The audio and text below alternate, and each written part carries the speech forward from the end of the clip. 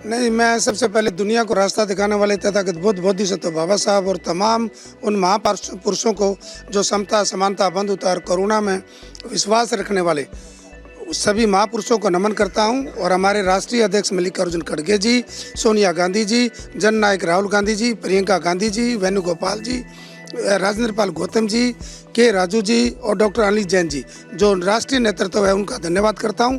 प्रदेश में आदरणीय भूपेंद्र सिंह हुड्डा जी, सुरजेवाला जी, बहन शैलजा जी और भाई मेरे जो ना छोटे भाई दीपेंद्र जी, साथ में हमारे प्रदेश के अध्यक्ष राव नरेंद्र जी, बीके हरिप्रसाद जी, या तमाम विधायक जिन्होंने मुझे सपोर्ट करके इस मुकाम पर पहुंचाया, उनका भी धन्यवाद करता हूं। बहुत बहुत धन्यवाद करता हूं। नहीं, अभी नहीं आया है और 9 तारीख तक पता लगा कि उनका टाइम पीरियड है, उसके बाद शायद जो ना मैसेज आएगा। इसमें जो निर्दलीय उम्मीदवार थे वो कह रहे हैं कि कोर्ट जा सकते हैं, अभी वो रास्ता देख रहे हैं, आप कैसे देखते हैं? नहीं, निर्दलीय ये तो मेरा जो पार्टी का नेतृत्व है, कोर्ट का मामला जो लीगल सेल है पार्टी का, वो देखेगा, उसके बाद वो कोर्ट जाते कि नहीं जाते। सभी आदमियों को अधिकार है अपनी बात कहने का, तो वो जाएं। लेकिन मैं ये कह सकता हूँ कि प्रदेश में 2 सीटें थी, एक सीट 48 मेंबर थे, उनका बन सकता, हमारी 37 थे, तो हमारा 31 में एक मेंबर बनता है। इन्होंने बीजेपी ने अपनी तानाशाही, धनबल और जो है ना अवैध तरीके से दूसरा कैंडिडेट उठाकर पूरा माहौल ख़राब किया, लोगों को खरीदने के प्लान बनाई। जब उनके पास संख्या बल नहीं है तो कैंडिडेट किस बात का आना था। उनका वाइस प्रेसिडेंट है, जो उपाध्यक्ष है तो बीजेपी का है, उन्होंने सपोर्ट करी, 10 आदमी चाहिए खड़ा होने के लिए। ये मनसा जो थी बीजेपी की, ये सारी जनता देख रही है। आपके नेता कह रहे हैं अगर वो कोर्ट जाएंगे तो 3 जो अनवैलिड किए गए वोट वो भी वैलिड हो जाएंगे कांग्रेस के, अगर कोर्ट जाते। वो बिल्कुल नाजायज हैं। मैं तो कहता हूं कि वो जो वीडियो है, जो वहां पर जो है ना सारी रिकॉर्डिंग की गई, लाइव रिकॉर्ड किया या रिकॉर्ड की गई, उनको बाहर निकालें। अगर दूध के 2 आदमी हैं तो ये पता लग जाएगा देश के सामने कि किस प्रकार जो है ना डेमोक्रेसी की हत्या हुई है। शोकोज नोटिस जारी हुए हैं 5 विधायकों को, आपको जानकारी होगी, 7 दिन में जवाब मांगा गया है सर, कैसे इसको देखते हैं? क्योंकि क्रॉस वोट किया गया था, उन सभी को शोकोज नोटिस। पहली बात तो ये थी कि जो दूसरा कैंडिडेट उठाया गया वो धन बल के और ताकत की वजह से उठाया, उनकी मंशा सही नहीं थी। तो आज सरकार के लंबे हाथ होते हैं, उनको डराया गया, उनको धमकाया गया होगा, ईडी का वो मामला किया होगा, उनको लालच दिया होगा, तमाम इस तरह की चीज़ें की गई। जहाँ तक नोटिस का मामला है, ये मेरे पार्टी के जो प्रदेश का शीर्ष नेतृत्व है वो देख रहा है उन्होंने क्या कार्रवाई करनी है। मैंने तो अपने सामाजिक काम करने और सामाजिक के काम करने के लिए मैंने लोगों को आने शुरू हो गए। मेरे पास रोजाना बहुत संख्या में लोग आते हैं, मैंने प्रोग्राम करने शुरू कर दिए, अपने लोगों के बीच में जाना शुरू कर दिया। मेरा जो काम है मैं वही काम करूंगा।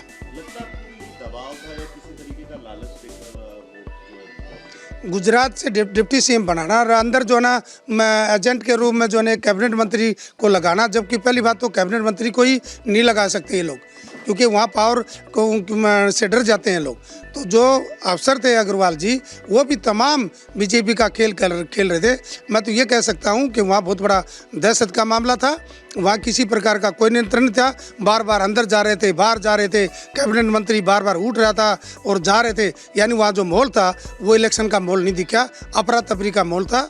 ये मैंने वहाँ देखा। आपको लगता है कि जिस तरीके से वहाँ पर एजेंट बनकर भूपेंद्र सिंह हुड्डा बैठे, उसका फर्क पड़ा? क्रॉस वोटिंग ज़्यादा भी हो सकती थी, ऐसी चर्चाएं हैं, और क्योंकि हुड्डा साहब खुद बैठे थे इसलिए क्रॉस वोट कम हुआ ऐसे।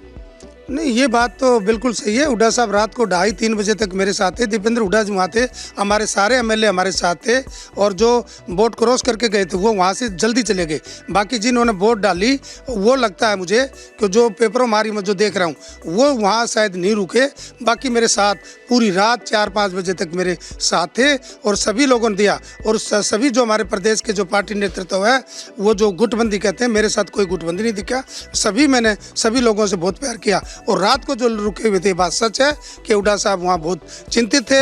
हुड्डा साहब को मैं बार बार बता रहा था किस प्रकार डेमोक्रेसी की हत्या हो रही थी, तो हम बहुत ही चिंतित थे। और ये देश डेमोक्रेसी को लूटने का काम बीजेपी कर रही है। आने वाले समय में इसका जनता देख रही है और इसका खामियाजा भुगतना पड़ेगा। जर्नैल सिंह है और शैली चौधरी है, उनको नोटिस हुआ है, शोकोज नोटिस।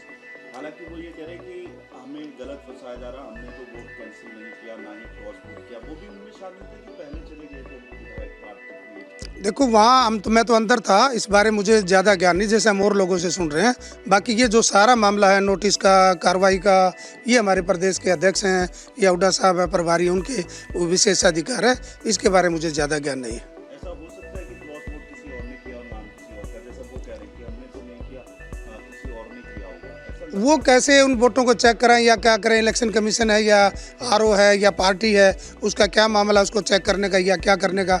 बाकी तो जब एजेंट बैठे थे जिनको वोट दिखाई जाती है, वही उसके बारे में बढ़िया बता सकते हैं कि किन किन लोगों ने वोट कैंसिल की।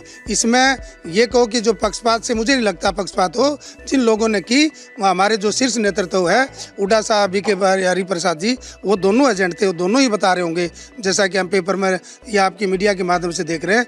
ये उन्होंने देखे हैं, हमने नहीं देखे किसने क्रॉस वोट किया। अब किस तरीके से लोगों के मुद्दों को आप उठाएंगे, क्या प्राथमिकताएं रहेंगी राजनीति में? नहीं, मेरी प्राथमिकता सबसे पहले जो हमारे schedule caste, backward class, minorities के लोग हैं, जिनकी नौकरियों में, खासकर हमारे लोग ज़्यादातर नौकरियों में काम करते हैं, नौकरियों को समय पर भर्ती करवाना, बैकलॉग पूरा करना, पदोन्नति में आरक्षण। आज तक 85वां संविधान संशोधन 2001 में हुआ था, आज तक सरकारों ने लागू नहीं किया, जिसकी वजह से हमारे हजारों कर्मचारी पर पदोन्नति न होने के कारण वो उनसे वंचित है।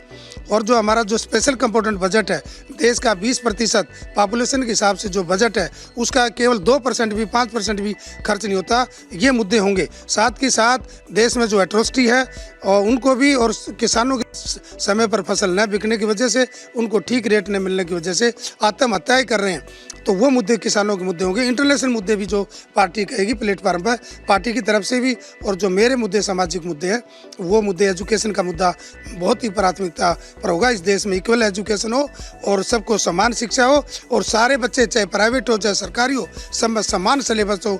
ये लड़ाई भी मेरी राज्यसभा में होगी।